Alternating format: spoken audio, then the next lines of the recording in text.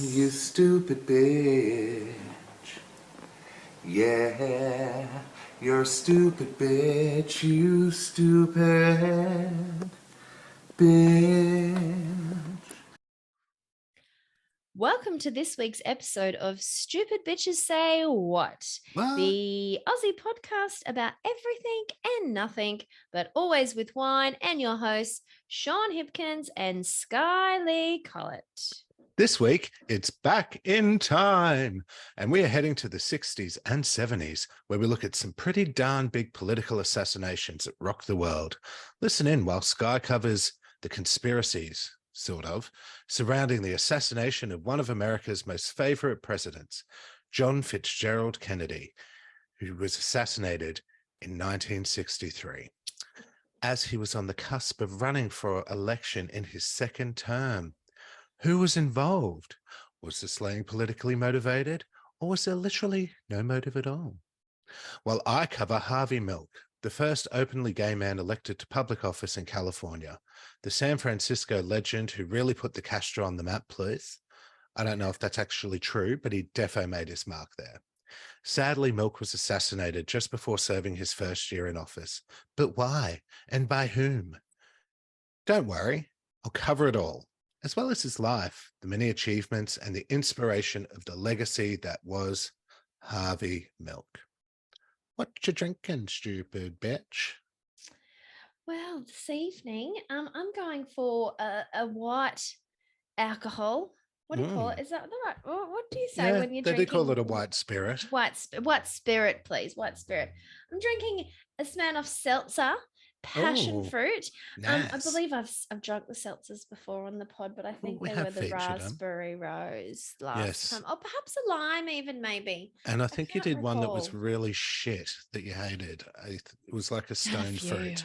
Yeah, that was horrible. I've done a few different ones. Remember when I got the flavored beer one time as well? And that was Yes. horrid. It was a cherry beer. It was awful. Maybe that was a stone fruit beer, actually. And you're like, ooh.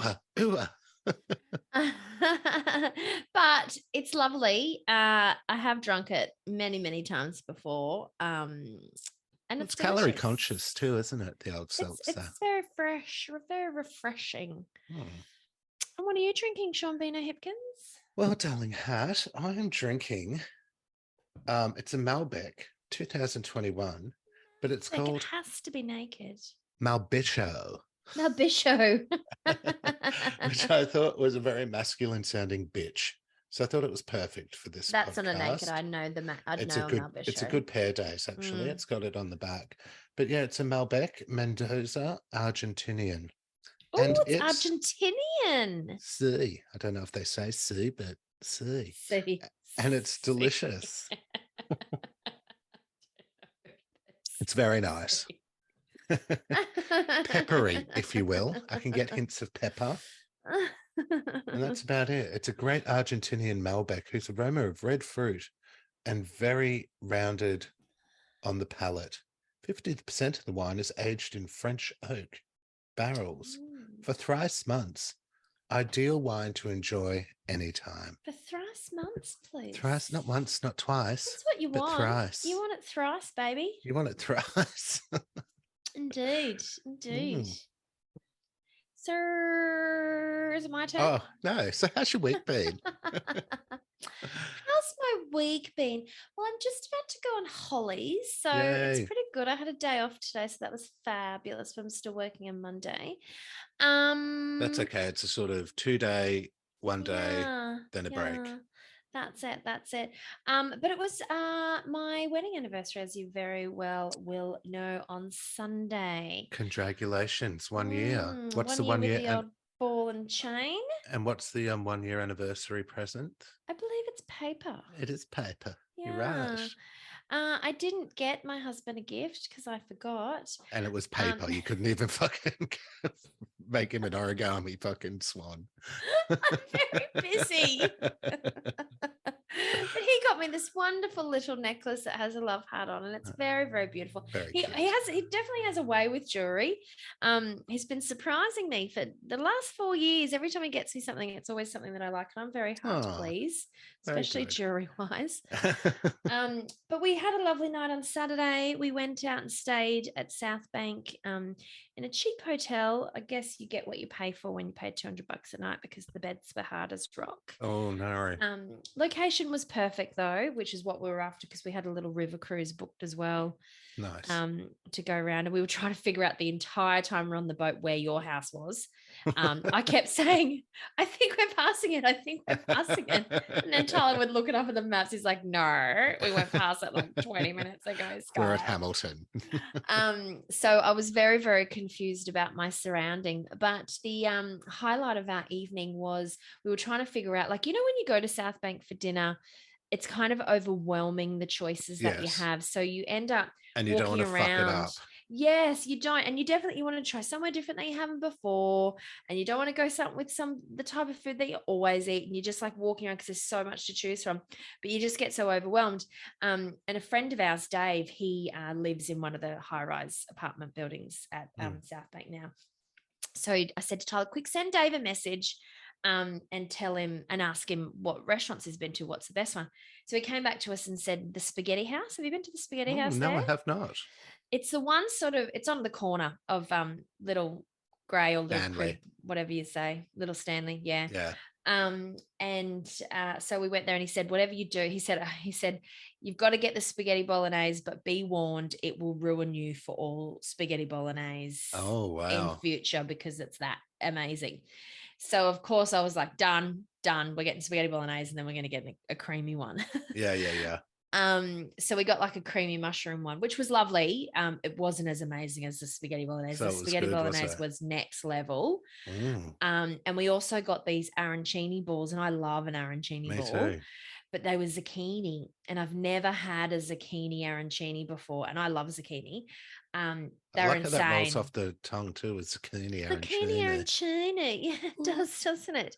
But they were delicious. It was so lovely. We had the best meal, and I'm so glad that we contacted our friend and was like, "Hey, give us a recommendation." He gave us a few, but he said, and I was really jonesing for pasta anyway. I was like, I really want something really hearty, because it was a cold night and.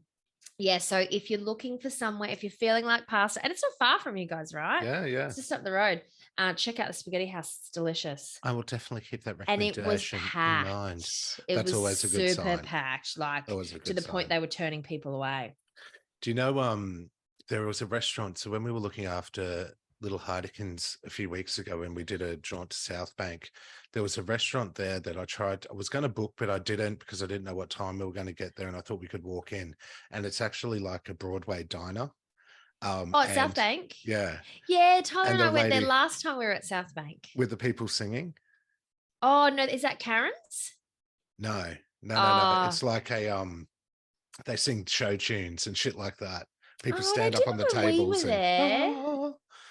But it's the Broadway one at South Bank called Broadway something, is it? I think it's Broadway Diner, yeah. Yeah, well, we've been to the Broadway Diner, but we weren't there when they were singing.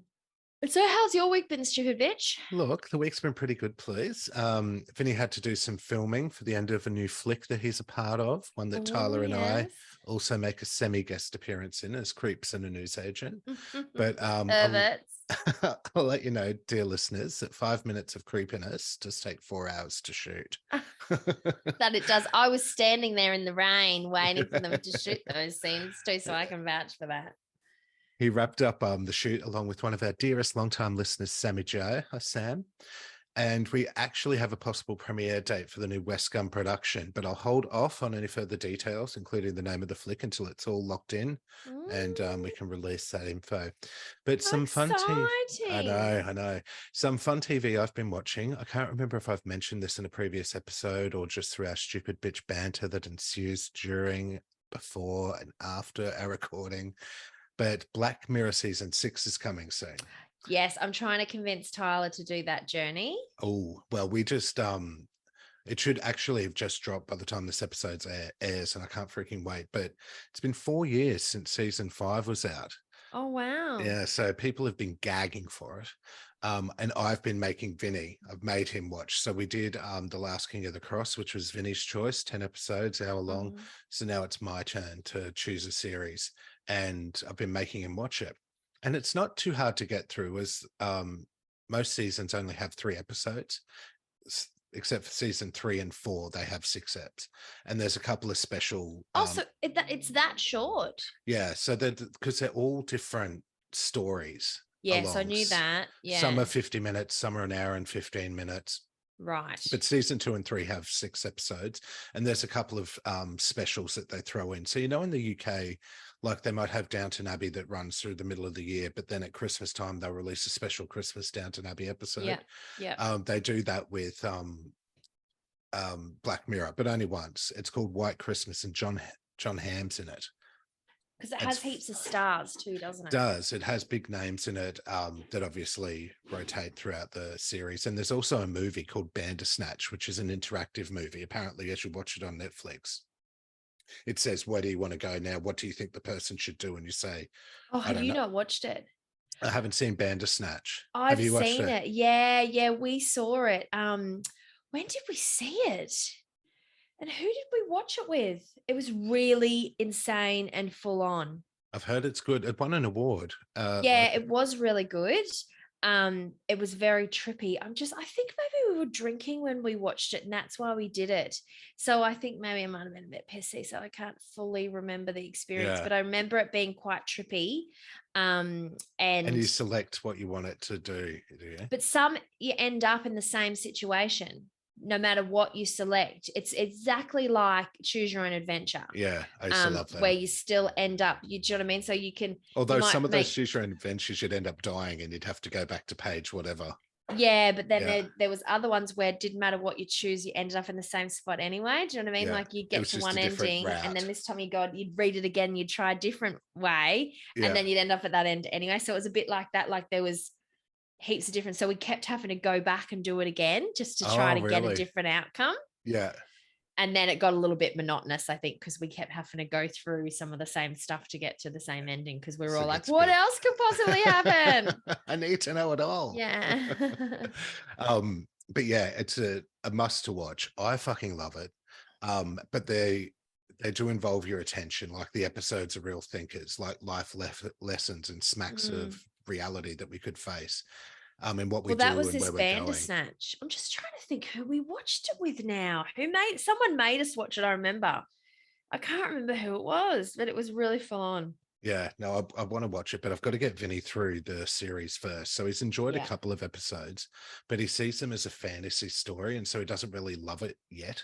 Like I think it's too much of a mind fuck for him. Even though he loved Game of Thrones, which is, of course, not real, he's just not sort of committing. He's seen an episode which has made him, oh, that was stupid. That would never happen, blah, blah, blah. And now he just sees some all as shit, if you know what I mean.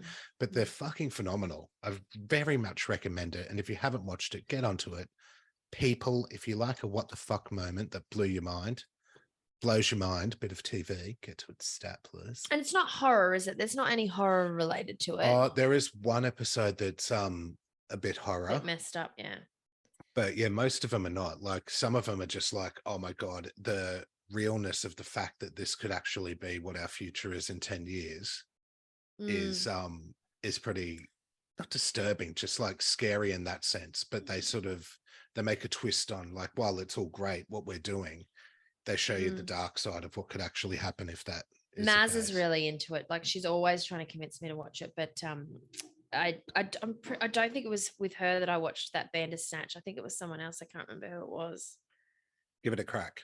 But the thing with Netflix, the way they list them is it's sort of fucked up. Like, you know how you have your seasons on the Netflix categories, but then it goes 1, 2, 3. For season 1, it'll go 1, 2, 3 down the way, but then season 2 is above that. It's not like 1, 2, 3 going up and building up through the seasons. It categorizes them like that, so it can be a bit fucked up.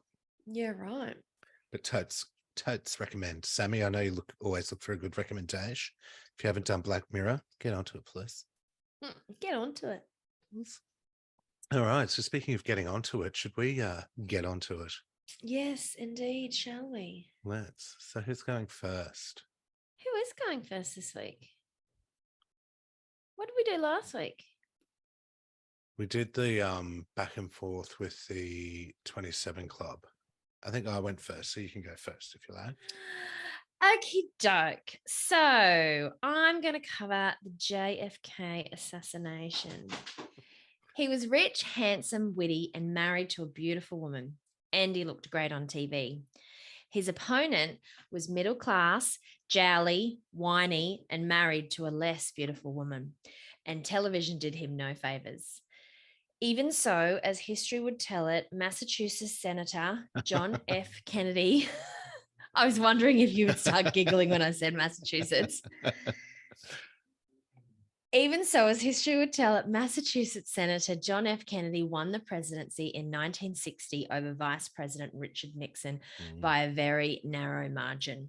And only, some said, because his father, bootlegger turned tycoon Joseph Kennedy, had rigged the results in Illinois and Texas. They always say that about the Democrats getting through, don't they? Yes, they do. And okay. Richard Nixon, he was wasn't he behind Watergate as well? He was the Watergate guy. Yes. And JFK went him out. John Fitzgerald Kennedy, Jack to his mates, born May 29th, 1917 in Brooklyn, Massachusetts, and his stunning and charming wife, Jacqueline Kennedy, excited the interest of the American people. The administration was dubbed Camelot after the mythical realm of King Arthur. Kennedy, known to headline writers as JFK, gave off an aura of youth, vigor, and shiny virtue. He was a young president, wasn't he? Yeah. Ish. For a president. He was, definitely young for a president by president standards. In truth, however, he was plagued with health problems from a bad back to venereal disease, popped pain pills, and took amphetamine injections. He was an insatiable womanizer and didn't mind bending the truth when it suited his purposes, if the tall tales are to be believed, that is. Happy birthday, Mr. President. Well, we have done Marilyn on this podcast, haven't we? I know. It's kind of like full circle. We did Watergate, Massachusetts. We did the Watergate scandal, Maryland, and now JFK. Well, you wouldn't stop giggling the whole time I was trying to do my bit. Kennedy widely admitted he was generally frustrated by his first 1,000 days in office. But despite considerable public popularity, many of JFK's social and civil rights programs had made little progress in a Democrat-controlled but conservative Congress. Still, Kennedy was looking forward to running for a second term in 1964. And on November 22, 1963, he went to Texas to improve his political standing in the state. While riding in an open car in a motorcade in Dallas, Kennedy was shot and killed by a sniper. His wife, Jackie, riding next to him, wearing the famous bright pink Chanel suit, was covered in her husband's blood. A former Marine and one-time Soviet Union resident named Lee Harvey Oswald was arrested for the crime. 2 days later, a national television audience watched in disbelief as Oswald himself was shot and killed by a Dallas nightclub owner named Jack Ruby, while Oswald was being moved to a different jail. Whether Oswald and Ruby acted alone or were part of conspiracies has been debated for decades. Yes, because it was always where the other bullet come from. Exactly. America was stunned. The age of Camelot was over. And a veteran politician from Texas named Lyndon B. Johnson became the next president of the United States. Was he the vice at the time? Assume so. I don't know, actually. I don't think that he was. I'd have to Google that. Apologies. You ask me questions about things I don't know. I know very little about American history. I was going to ask you how old he was. Do you know? When he died. Oh, shit. I'll tell you. Hold on. Well, he died in 1963. He was 46. Oh, shit. He was quite young for a president. So he had only served his first term as well. Jesus. I was coming to the end of it. Yes. So he was born in 1917. I know. He would have been 106 crazy today. Yeah, because it was crazy when I was looking up and I had to double check that. I was like, oh my God, he was born in 1917. No way. That can't be right. And I was like, oh, I guess, because he died in the 60s. So that makes sense. Crazy to think, isn't it? Yeah. All those people are dead now or very, very, very close to it. So John F. Kennedy was assassinated at 12:30 p.m. on Friday, November 23, 1963. Traveling in a presidential motorcade through downtown Dallas, he was shot once in the back, the bullet exiting via his throat, and once in the head. He was taken to Parkland Hospital for emergency medical treatment, where he was pronounced dead 30 minutes later at 1 p.m. Yeah. We should have waited. He was 46 years old and had been in office for 1,036 days. Wow. Lee Harvey Oswald, an order filler at the Texas School Book Depository, from where the shots were fired, was arrested for the murder of police officer J.D. Tippit, also a victim of the shooting, and then subsequently charged with Kennedy's assassination. So a police officer died in the same assassination, basically. Yes. I did not know that. Also, I'm going to just preface something, and I was thinking about this the whole time I was writing my notes. We've been crucified before on this podcast for our factual relevance. And I just want to say, we might not always be absolutely 100% accurate. Chill out and have a barbecue. Chill out and have a barbecue. Chill out and have a fucking barbecue. I'm pretty sure another police officer died, but I could be wrong. So Oswald denied shooting anyone, claiming he was a patsy. And then 2 days later, whilst being transported between locations, he was shot by Jack Ruby, a local nightclub owner, mortally wounded and taken to the same hospital where the president had died just days earlier. Oh. And they have it all on tape. Yes. Oswald succumbed to his injuries, but more on that later. Mm-hmm. Theories into motives for the president's death were mounting, leading President Johnson to issue an executive order to create the Warren Commission, chaired by Chief Justice Earl Warren, to investigate the assassination,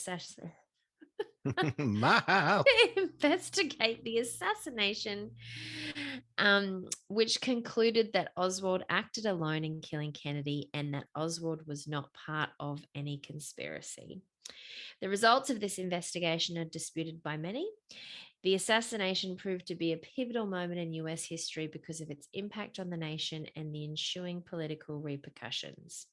A 2004 Fox News poll, and yes, you might say, what relevance does that have in 2004, found that 66% of Americans thought there had been a conspiracy to kill President Kennedy, while 74% thought that there had been a cover-up. In 1979, the US House Select Committee on Assassinations concluded with 1/3 of it that it believed that Kennedy was probably assassinated as a result of a conspiracy. The committee was unable to identify the other gunman or the extent of the conspiracy. The conclusion was based largely on audio recordings of the shooting. Subsequently, investigative reports from the FBI's Technical Services Division and a specially appointed National Academy of Sciences committee determined that reliable acoustic data did not support a conclusion that there was a second gunman. The Justice it's the magic Department, bullet hole thing, isn't there? Exactly. The Justice Department concluded that no persuasive evidence can be identified to support the theory of a conspiracy in the Kennedy assassination.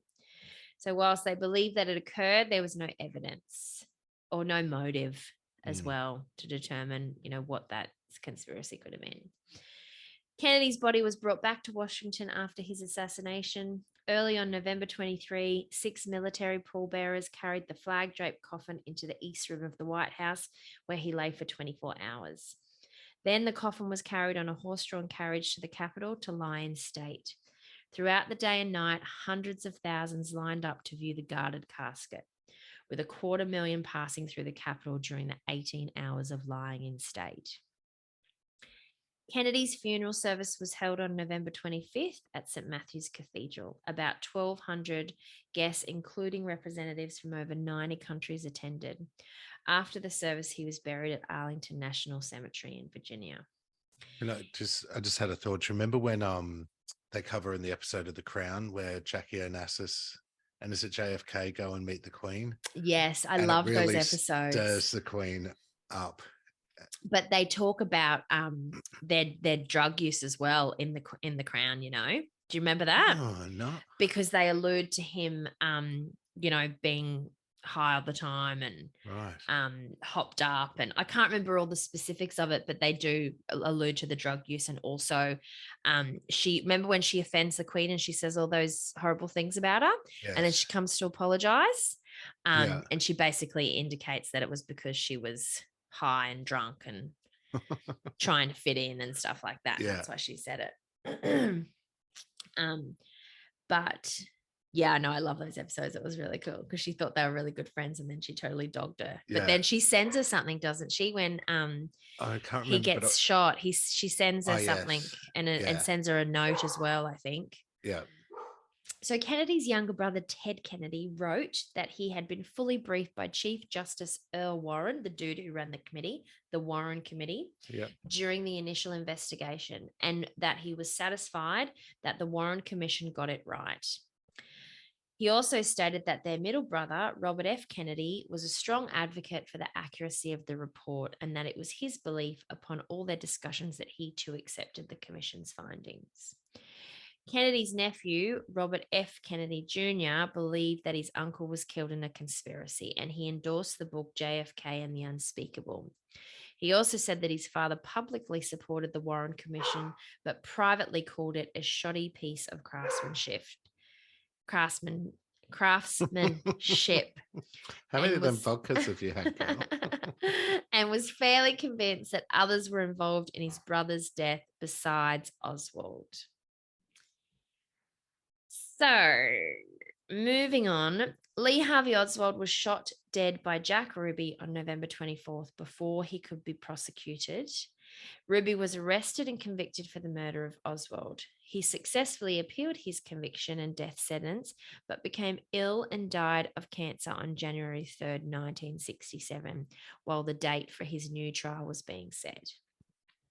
Whilst Oswald was transported to a hospital, mortally injured and in pain, he was questioned repeatedly by authorities about any confessions he would like to make, to which he declined and shook his head as he was dying. Yeah, so you think like if he had done it that you would say something? And really, he only had 2 days to even defend himself anyway. And you can imagine the emotions that were flying around. No one would have listened or been in any state to listen to him in any way. Yeah. He was thought to have been caught with the smoking gun in his hand. So, it makes you think that the reason he was assassinated was so he would keep him quiet, because the longer it went along, the more he would say and potentially implicate other people. Yeah, exactly. So heavy confusion surrounds Jack Ruby's motive for killing Lee Harvey Oswald. He was a successful nightclub owner who had deep ties to both the criminal underground and law enforcement, and was considered to be willing to do a lot if there was a high financial price tag attached. Yeah. I read through pages of statements and testimonies where opinions seemed to lean towards the fact that Ruby was a great fan of JFK, and it was thought to be an emotional reaction to his death.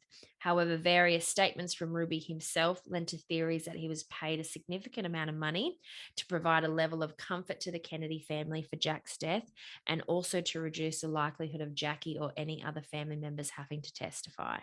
Oh, God. Ruby, however, on his deathbed several years later, made claims that he had been injected with the cancer that was killing him, thinking it was a shot for the flu, and that he had been framed as an accomplice to the murder of Oswald in an attempt to cover up Oswald's alleged murder of JFK.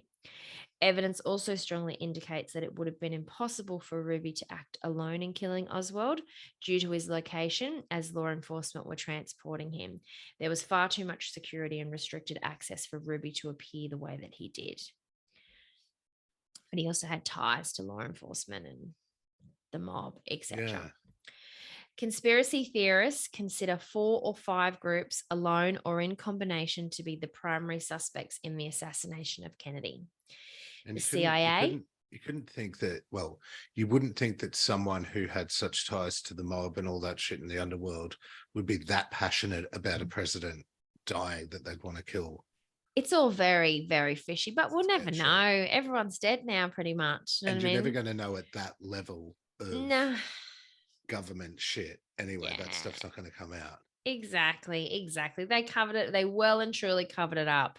If someone else was responsible, which I honestly believe that they were, and this poor guy was, just the patsy, to use his own words, then it's long gone. Everyone's dead who know anything anyway. So unless there's some documents anywhere that got unearthed that have all the details. And look, from the Crown, we have seen how things can rise to the top when they find documents later on that verify legitimacy. So the potential there's potential people who conspiracy feel may be involved: CIA, organized crime mobs, the government of Cuba, led by Fidel Castro, and Cuban exiles. Other domestic individuals, groups, or organizations implicated include Lyndon Johnson, the dude who took over as president after his death. George H.W. Bush, the dude he beat in the presidential election. What, the original George Bush? Well, he beat, he fucking beat, what's his name, didn't he? Richard Nixon. Richard Nixon. Scrap that. That's wrong. This took me a long time to research, man. There is a lot of information on JFK. Oh, I really fucked up picking this topic. And just trying to sift through it. It was insane. Yeah. And because the amount of different angles everything would take in there. It's a big one. You could spend months of your life just researching this. J. Edgar Hoover, Earl Warren, the dude who headed the commission to investigate his death, the FBI, the United States Secret Service, far-right wealthy Texans, other foreign conspirators like the KGB, Nikita Khrushchev, Aristotle Onassis, who went on to be Jackie's husband later on down the track, the government of South Vietnam, Jesus. And various, a bit of a stretch, though, isn't it? I know. And various international drug lords, including a French heroin syndicate. Oh. So there you go. However, I would like to note that I've spent about 3 hours researching the assassination of JFK and confirm all the above theories are incredibly long-winded and boring. So for the purposes of this segment, I will not be retelling them in any further detail. The end. Fair enough. Bravo. I think I've mentioned this before when we did the Marilyn Monroe episode, but there's another theory, and this is another out there theory, but they kind of discuss it in American Horror Story season 10 or 11, I think it is. And it's one about aliens. And so when the Roswell incident happened, and I can't remember the president's name, again, as per you, American history is not my forte. But then when I think it was Lyndon B. Johnson. I think. Yeah. He was married to a chick who made birthdays acceptable to celebrate as an adult. Anyway, and she's played by Sarah. Yeah, his wife. But what they do is so JFK comes into power, all the previous Roosevelt, that's it. And is her name Eleanor Roosevelt? Yes. So I'm googling that. So what happened is they do this theory. So all the presidents before JFK knew that about the Roswell incident, and that an alien actually had landed, and there was some agreement between the aliens and America that if they would allow them to kidnap Americans or, abduct Americans to do their tests on, they would give them all this info on technology and shit. And that's how the technology boom happened. This is the theory.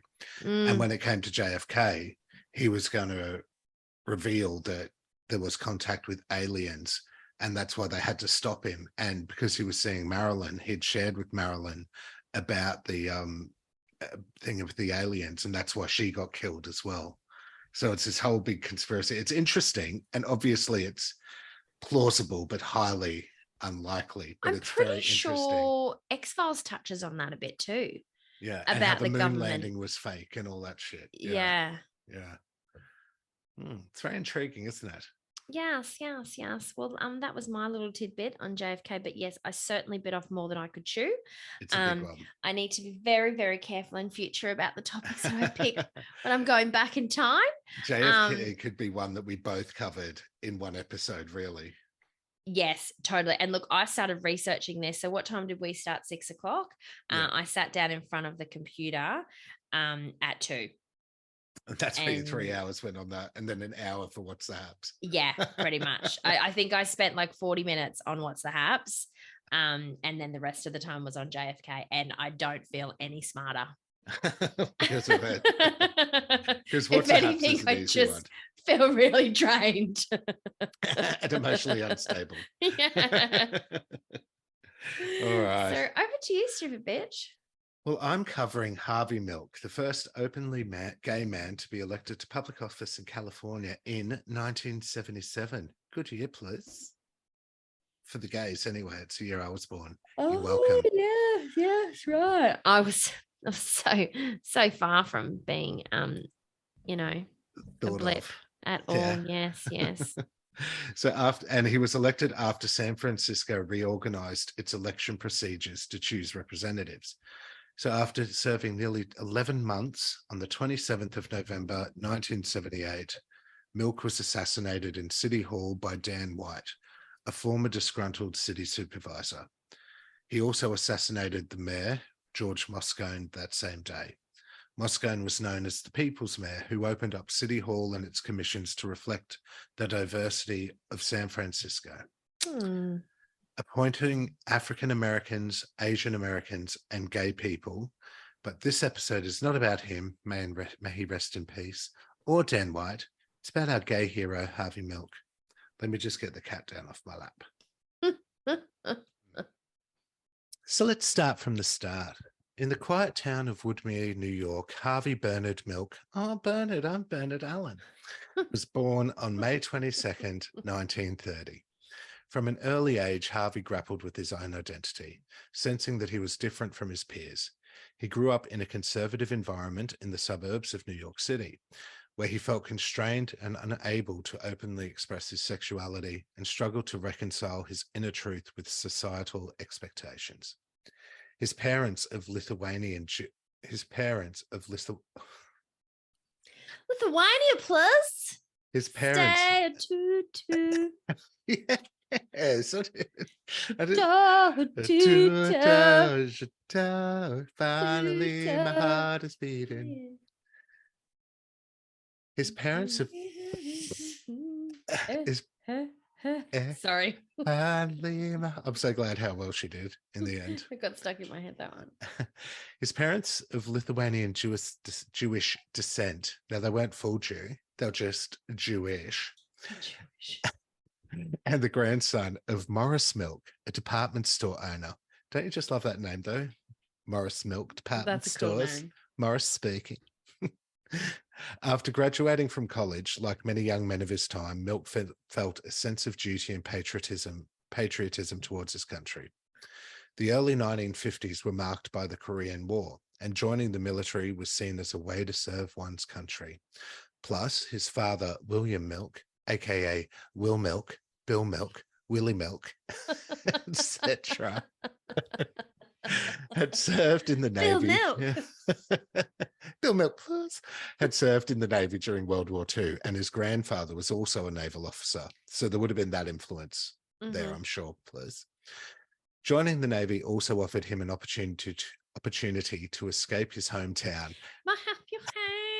and gain some independence, as well as a means to receive an education.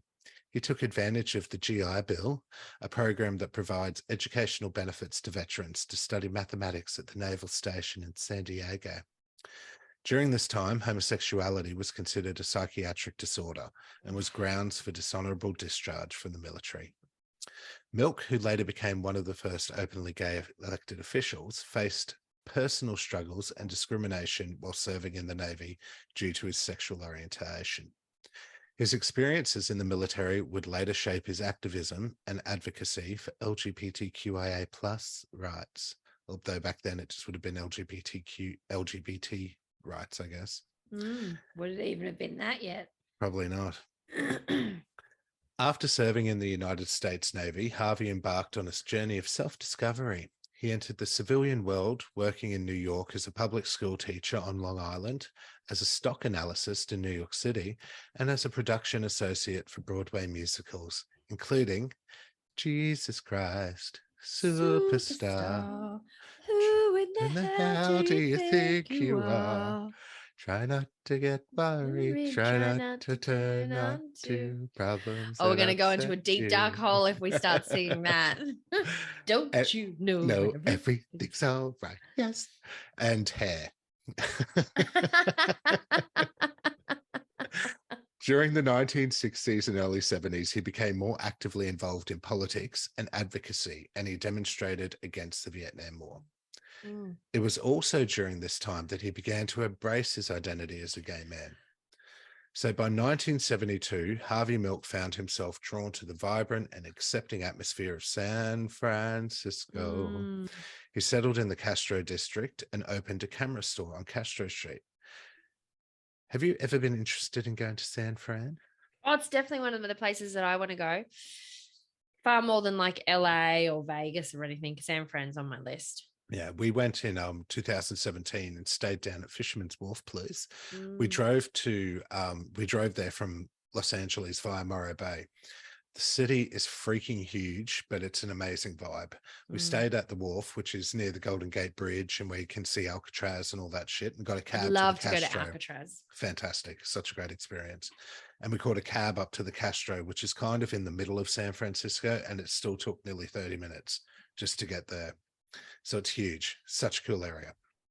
Pride flags everywhere in the Castro, bars and clubs, and people just being themselves without any fear of scrutiny and whatnot. It was such an amazing place. Yeah, my sister loved it when she went. We cannot wait to get back there. And we were actually there with Shelley when the results of the 2017 Australian plebiscite on gay marriage were revealed. We were in a bar in the Castro. I think it was called My Castro, which through the recommendations of Yelp, which is huge in the US, told us how there were $2 beers all day on a Tuesday, no matter what you get, a pint, a bottle, a schooner, a pot. Oh So that was pretty my special. kind of place. Oh, it was great. We were there for fucking hours. We were watching the results come through on our iPhones, even with the time difference. It was just so good. Anyways, the camera store quickly became a hub for the LGBT community, a place where individuals could find support, share stories, and feel a sense of belonging. Now, I'm going to go on a little tangent here and talk about the movie Milk. Have you seen it?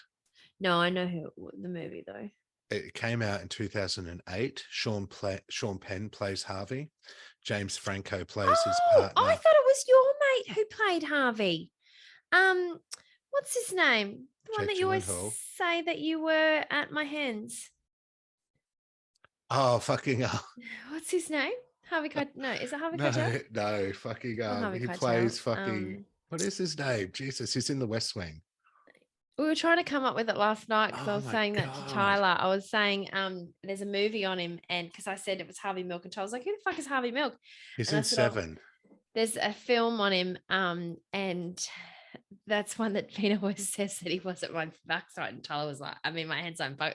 I was like, I don't know what you're talking about, and that was the best explanation I could give him, and then we just moved on. Kevin Spacey. Kevin Spacey. I thought Kevin Spacey played Harvey Milk. No, it's Sean Penn. I love Sean Penn. It's great, and James Franco plays his partner Scott Smith, who was probably Milk's most significant relationship throughout his life. The movie covers, obviously, Milk's life. It starts with archival footage of police raiding bars and arresting patrons during the 50s and 60s, including footage of the Stonewall riots from 69. Cool. I want to watch it. It's really good. It's another little loop in our podcast episodes. It is. I wanted to bring it up because it's a great movie, and two, it covers the major and personal events of his life as well, so his love lives and whatnot. Well, as far as I know, it does. Josh Brolin plays Dan White, the murderer, and Victor Garber plays Mayor Moscone. Totes recommend it, but the part about setting up the camera shop and it becoming the hub for the activists in it, when you see it in the movie, it makes you want to be involved in something. Like, you know, when you see those 70s movies and people use their house as a hub for shit like that, and everyone's just sitting there smoking and landlines are ringing and someone runs in with a ream of flyers that they've just printed down the road. You know, you get all that vibe. Anyway, back to Harvey. Milk's sense of humour and theatricality made him a popular figure. Inspired by the sense of community he found on Castro Street, and little more than a year after his arrival in the city, he declared his candidacy for the San Francisco Board of Supervisors. In 1973, he ran for a seat on the San Francisco board, but narrowly lost. Undeterred, Harvey's defeat only fueled his determination to make a difference and emerged from the campaign as a force to be reckoned with in local politics. After some area merchants and he was openly gay throughout this whole thing, so everyone who voted for him knew that he was a gay candidate. And this was the whole, you know, back in the days where San Francisco was go west, life is peaceful there. It was the hub for gay peeps. After some area merchants tried to prevent two gay men from opening a store, Milk and a few other business owners founded the Castro Village Association, a first in the nation organizing of predominantly LGBT businesses, with Milk as the president. He organized the Castro Street Fair in 1974 to attract more customers to area businesses. Its success made the Castro Village Association an effective power base for gay merchants and a blueprint for other LGBT communities in the US. In 1975, he ran again for the combined San Francisco city/county supervisor seat and narrowly lost. By now, he was established as the leading political spokesman for Castro's vibrant gay community. His close friend and ally, Mayor George Moscone, appointed him to the City Board of Permits Appeal, making Milk the first openly gay city commissioner in the United States. Wow. In 1977, Harvey Milk achieved a groundbreaking victory. He won a seat on the Board of Supervisors and was inaugurated as a San Francisco City County Supervisor on the 9th of January, 1978. This would see him becoming the first openly gay elected official in California. His election marked a pivotal moment in LGBT history as it provided a beacon of hope for countless individuals who had long been marginalized and silenced. As a supervisor, Harvey Milk used his position to advocate for LGBTQ rights and fight against discrimination. He introduced a groundbreaking ordinance that banned discrimination based on sexual orientation, sparking a heated and divisive battle. Despite facing opposition, Harvey remained resolute in his pursuit of equality and justice. His commitment to serving a broad constituency, not just LGBT people, helped make Milk an effective and popular supervisor. His ambitious reform agenda included protecting gay rights.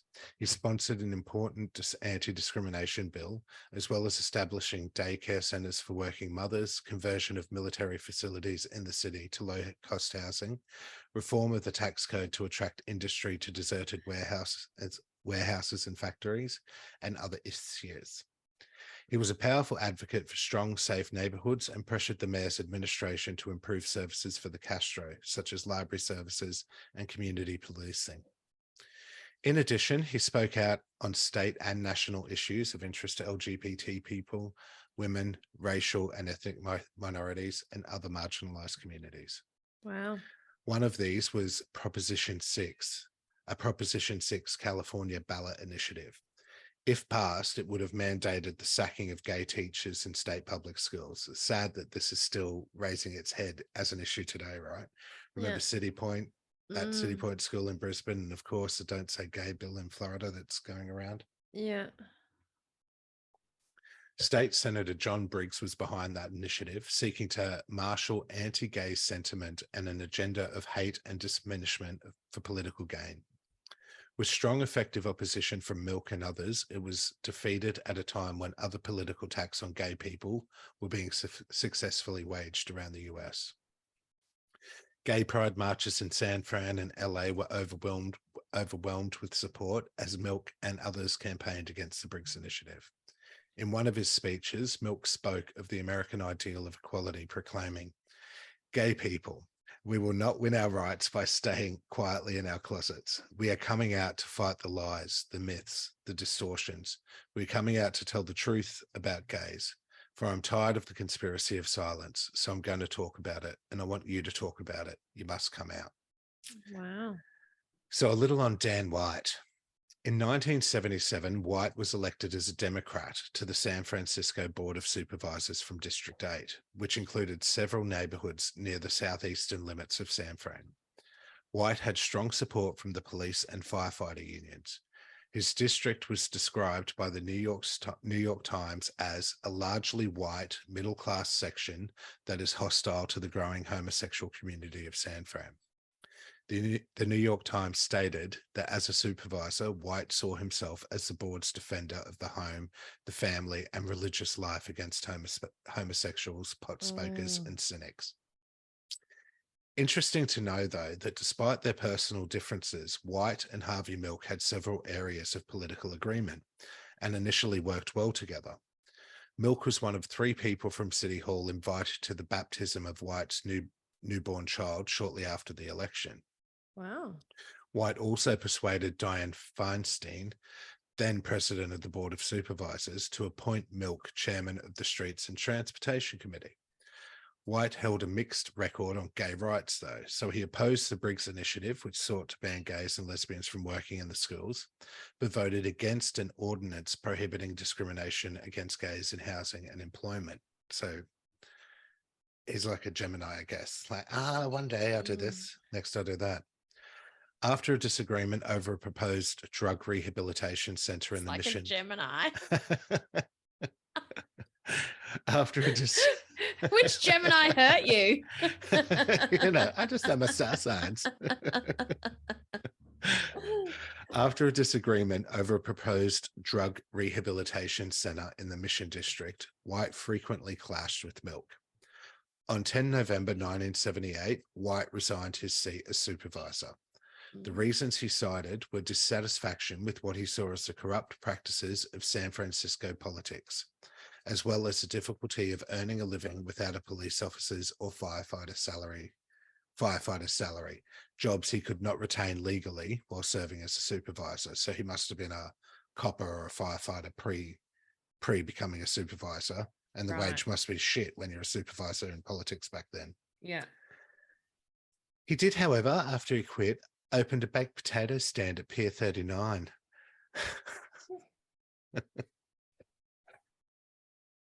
I do love a good baked potato. Well, which, unfortunately for him, failed to become profitable.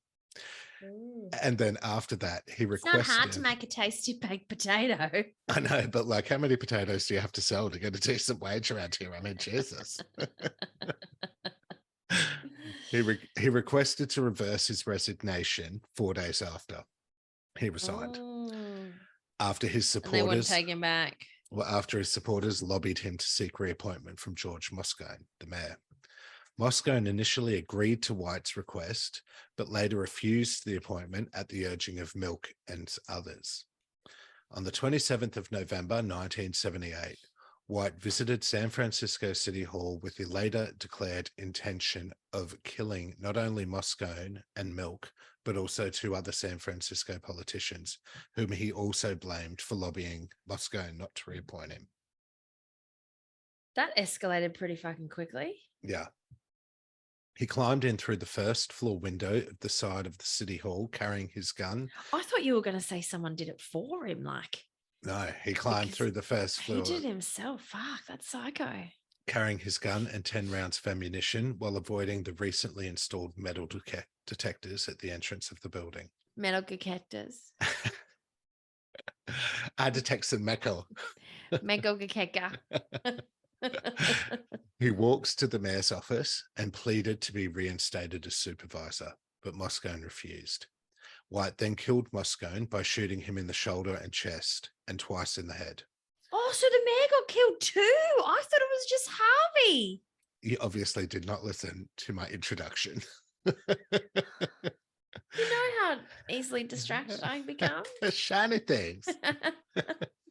He then walked to the other side of City Hall to Milk's office, reloaded the gun, and fatally shot Milk 5 times, firing the final 2 shots with the gun's barrel touching Milk's skull. But it was security police. It was a different time. It wasn't even the 80s then. It was the 70s. Who let him in? He went through the window. Yes, remember? But he didn't go straight into his office, though. He went through the window and then didn't he go into the He mayor's climbed in office? through the window. Yeah, look, security would not have been like present back then. What's up? Party in level 6. Come on. Bring your guns. Bam, bam. No video surveillance. Yeah. So yeah. White then fled City Hall, surrendering to the police where he had formerly been a police officer. There you go. While being interviewed by investigators, White recorded a tearful confession stating, "I just shot him." Given the hatred directed at gay people, and in general, Milk in particular, Milk received daily death threats. He was aware of the likelihood that he may well be assassinated and recorded several versions of his will, in quotes, "to be read in the event of my assassination." One of his tapes contained the now famous statement, "If a bullet should enter my brain, let that bullet destroy every closet door." His nephew, Stuart Milk, I'm getting tingles now. His nephew, Stuart Milk, a teenager at the time and close with his uncle, came out along with countless others across the nation on the day his uncle was killed. Shortly after Milk's death, people marching for gay rights in Washington, D.C. chanted, "Harvey Milk lives." The loss of Milk sent shockwaves through the LGBT community and the nation at large, leaving a void that could never be filled. A wave of grief and anger swept across San Francisco and beyond. His assassination. Assassination. It's a really hard word. I stuffed it up a bunch of times too. There's too many fucking S's. It's just an ass in front of an ass. In front of a nation. His double ass in front of a nation. His assassination galvanized the LGBTQ plus community and ignited a renewed commitment to fighting for equality. Thousands took to the streets in protest, refusing to let his death be in vain. Now you're going to love this bit. Dan was acquitted of murder charges and given a mild sentence for manslaughter, partly as a result of what became known as the Twinkie defense. His attorney... I've heard of this. His attorney claimed that White had eaten too much junk food on the day of the killings and thus could not be held accountable for his crimes. His defense team argued that his mental state was one of diminished capacity due to his depression, and therefore he was not capable of premeditating the murders and thus not legally guilty of first-degree murder.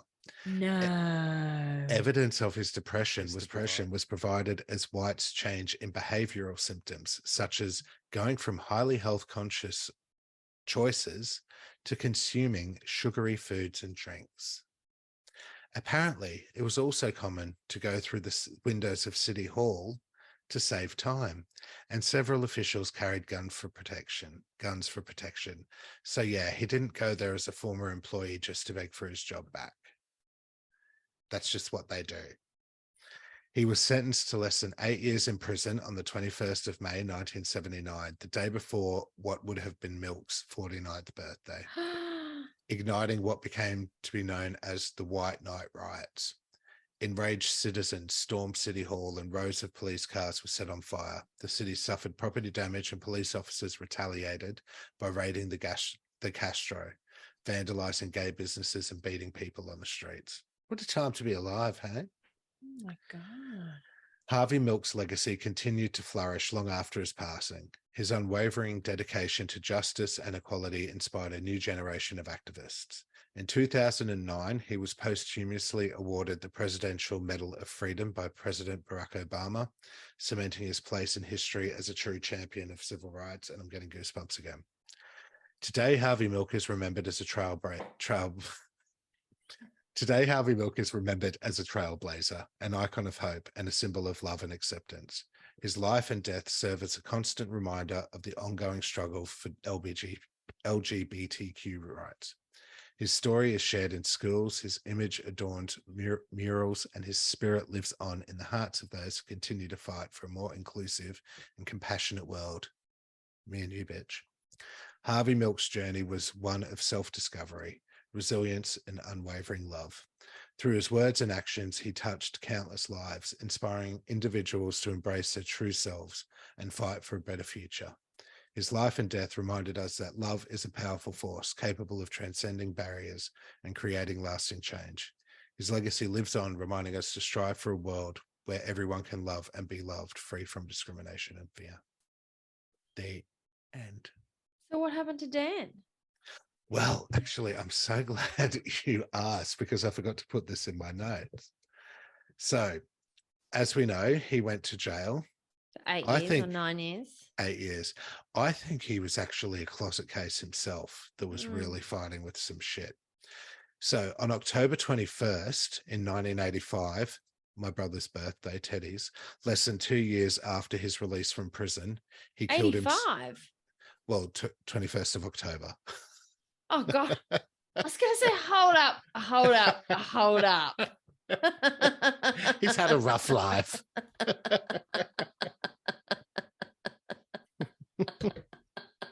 Ain't no bitch younger than me. 5 years older than Teddy. So the 21st of October, Teddy's birthday in 1985, when Teddy was 15, less than 2 years after his release from prison, White killed himself by carbon monoxide poisoning in his garage. His body was discovered by his brother. White was he buried... married with kids? He was, because he had that baptism of his first child that he That's invited right. Milk to. That Milk went to. And so how long after he got out of jail did he kill himself? 2 years. Wow. So there you go. And what does that say? It's probably someone fighting with their own demons, obviously about murdering someone. It doesn't make sense to me how he just snapped all of a sudden to go from that person to, be almost friendly, almost like at a collegial, like professional relationship. And then all of a sudden to just turn... Like having their political differences, but he was a Democrat as well. And but then having to just flip so crazily and just kill 2 men. Like, it was the fucking mayor, for fuck's sake, as well, that he killed. How could he just get 8 years? And obviously the fact he killed Harvey Milk, who would have been causing a lot of problems to the police. Police didn't like the gays back then. All the raids and shit they did. So maybe they sort of thought they were doing him a service. They didn't care as much. It was a gay person who got killed. And the mayor was starting to side with Milk a lot, wasn't he? The mayor was very supportive of Milk, sympathetic, yeah. So who knows what the mayor's... They were like, get rid of him. Well, yeah, who knows what the mayor's orientation was. Fucked up. That was a really fucked story. The Twinkie defense, can you believe it? I just can't believe that. But yeah, watch the movie. It's great. You see a bit more about his personal life when it comes to his relationships and shit like that. So you get a bit more. And do they go into that detail about him getting off, basically? I'm not too sure, because when I was doing the research and putting my notes together, I forgot all about the Twinkie defense. They obviously cover it. But I forgot all about it, so I don't know if they show you him killing himself afterwards and stuff. Yeah. Okay. Crazy. Well, thanks for listening. We hope you enjoyed our tribute to some real political legends who were taken way too early from this world. Tune in next week as we play What's the Haps and discuss the current affairs that piqued our interest over the last 4 weeks. If you feel up to it, don't just stop here. Go on to Spotify or iTunes and rate our podcast, please. And remember, if you're whining, you're winning. Yeah, bitches. Good night, stupid bitches. Good night. Yeah, that stupid bitch. He's a stupid bitch. What a stupid bitch. That stupid bitch.